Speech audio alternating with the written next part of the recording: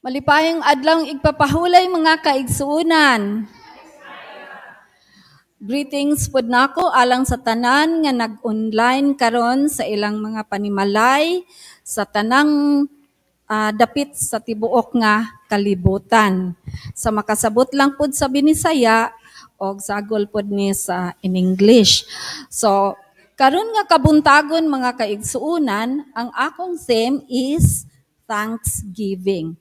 But before I go forward, mag-ampo ta mga kaigsuonan. Atong iduko ang atong mga ulo. Balaan, silimbahon nga Dios nga naa ka sa langit. Puna ako Ginoo sa imong Espiritu Santo nga maka-deliver unta ako ni ining buhat nga imong gisangon nga rikanako nga hinaot pa unta makatandog, makadugang og inspiration sa mga katawhan nimo. Mga tawo nga wala pa diha sa magatuman sa imong kababuton, inspired or mag-aabli sa ilahang kasing-kasing Ginoo ang imong mga pulong nga mahimo sila usab nga matinuhuon, mahadlukon, matinumanon, mahigugmaon diha sa pagsunod kanimo. Sa ngalan ni Kristo Hesus kining tanan akong gisalig o gilauman nga madawat. Amen. Mga kaigsuunan, Thanksgiving. Sa US, mga kaigsuunan, kining Thanksgiving is pista ni nila. Pista ni nila nga ang ilang mga lamisa mapuno gyud na sa mga pagkaon. And at the center sa ilahang lamisa, mao gyud ng turkey, a roasted turkey. Mauna ang ilang Thanksgiving didto, no? Unya, nganong nag-celebrate sila ana mga kaigsuonan? Gi-celebrate na nila tungod kay doon na sila'y pagpasalamat sa pagkaabunda, no? Abundance sila dito. So gipasalamatan nila ang ila pod nga gituohan nga Dios or kita nagtuo pod ta sa atong Ginoo. Usa lang ang atong Dios, no? So nagpasalamat sila sa lahi-lahi na nga mga pamaagi. So niining akabuntagon mga igsuon,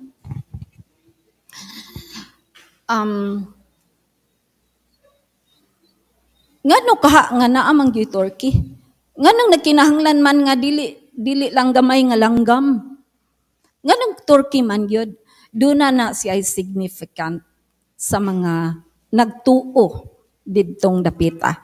So ang giingon diha nga ang turkey kuno kinahanglan need pud na nila malipay sila nga dunay turkey sa atubangan sa ilang lamisa at the center of the table nga tungod kay abunda kinahanglan manubra ang pagkaon nga ilang giandam. So kung dako gyud ang turkey dili man pud na mahurot, no? So dunay mga mabilin, maka-bring house pud ang mga bisita.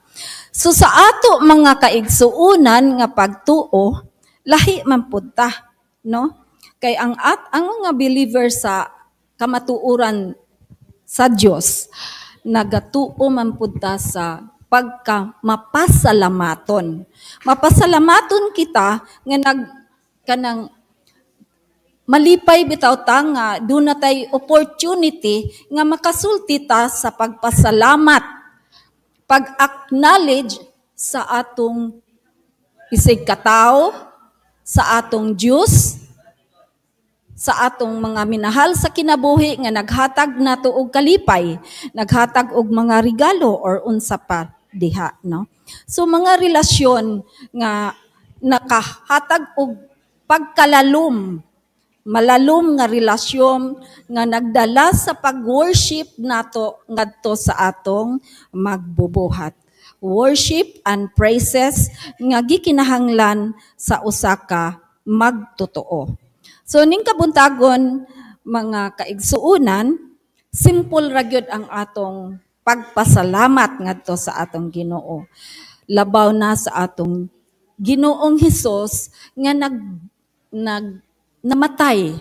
Iyang gihatag ang iyang kaugalingon aron ta mamahimong linuwas sa daghan natong mga kasaypanan, sa daghan natong mga kahugawan, sa tanan natong mga dili angayan nga maka-inherit sa langit nga gitagana sa mga magtotoo. So, bisan gani ang pagka mapuanguron, gidugang na sa Ginoo dinhi sa atong kasing-kasing, no? Kay kun mapasalamaton di ay ta, do na pud tay pagka grateful, mapuanguron ngadto sa mga tao nga nakahimo natog maayo, ngadto sa mga butang nga atong nadawat gikan sa atong Ginoo. So kun ang tao bation nga dakog kalipay, mapasalamaton ganita, dako pud na sila kalipay, di ba? Mo ingon ganita, "Dear Brad, salamat kaayo sa imong gihatag on ana, di ba? Oh, salamat kay nakadawat tag mauni ini ana." So unsa naman kaha mga kaigsuunan kun ang Dios maoy atong pasalamatan? So nag-ingon diri nga ang atong kaugalingon mag-ilag yod sa maayong mga butang, hitabo, gasa, kalipay, sulod sa pamilya, mga panalangin nga nadawat nga wala nato paabuta, maayong panglawas,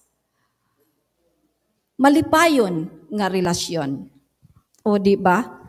Nindot kayo ning mga magtiayon nga kanang all this time, naniguwang na lang sila uban-uban. Mahimuot lang pod ko, ako malipay ko, bisan gani kini si Ma'am Ligsay sa buhi pa si Sir, malipay ko nila. Kining naapod tay magtiayon aning as atong atubangan, nga kanunay ni silang, wala, inseparable, manay giingon mga kaigsuunan, dili gyud na sila magbuwag, bisag magkaon, bisag unsay buhaton, di magbuwag. Hibalo ka? Ako maibog baya ko. Pero wala ko maibog kay wala na sa ako Naibog ko kay nalipay ko sa kalipay sa inyo. Kamo nga malipayon nga doon na naay mo kaut sa inyong likod. No? Naay mo lugod sa likod.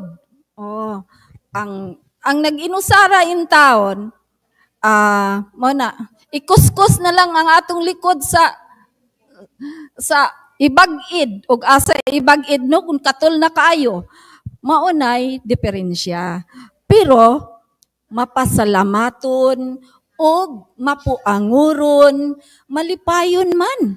Ako malipayon man ko bisa ingon ana.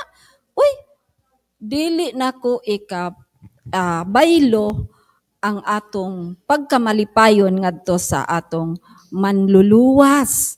Sulod bisan pa sa panimalay, bisan pa sulod sa iglesia.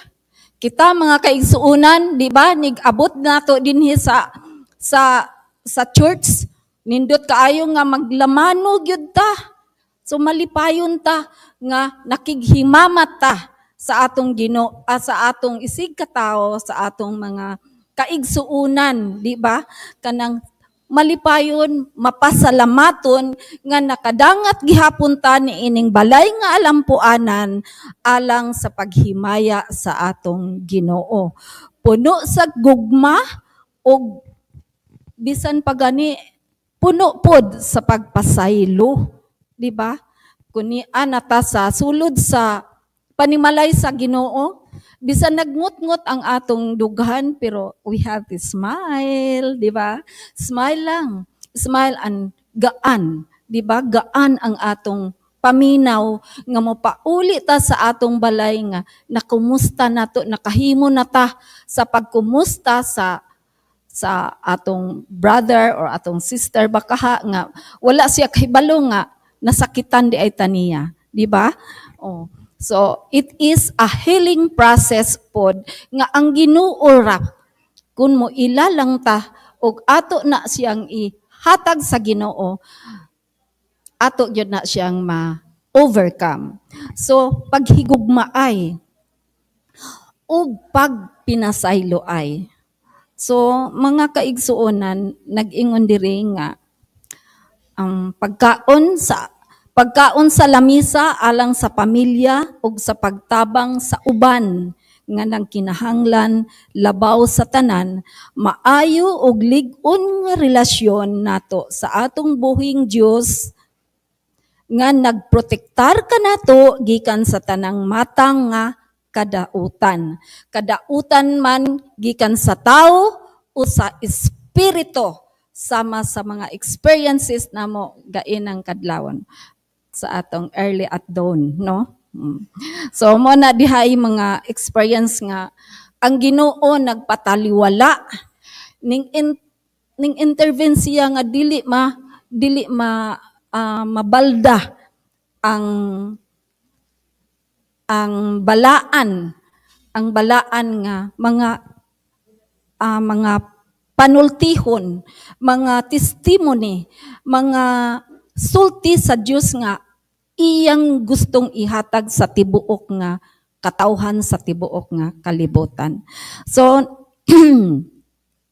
nag-ingon dinhi nga gisulayan man apan lig-on usab sa pagka-obedient sa guidance sa Espiritu Santo ug daghan pang uban mga kaigsuonan. So nindot kaayo di ba kun mapasaylo ay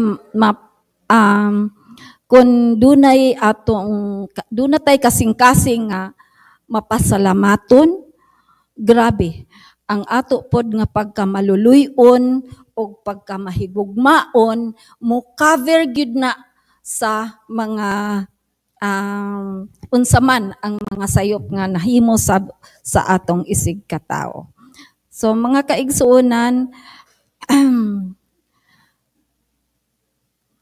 ang pagpasalamat sa atong Ginoo dili ni siya pagpasalamat lang nga tawhanon, kundili nagkonektar ni nato ngadto sa atong manluluwas.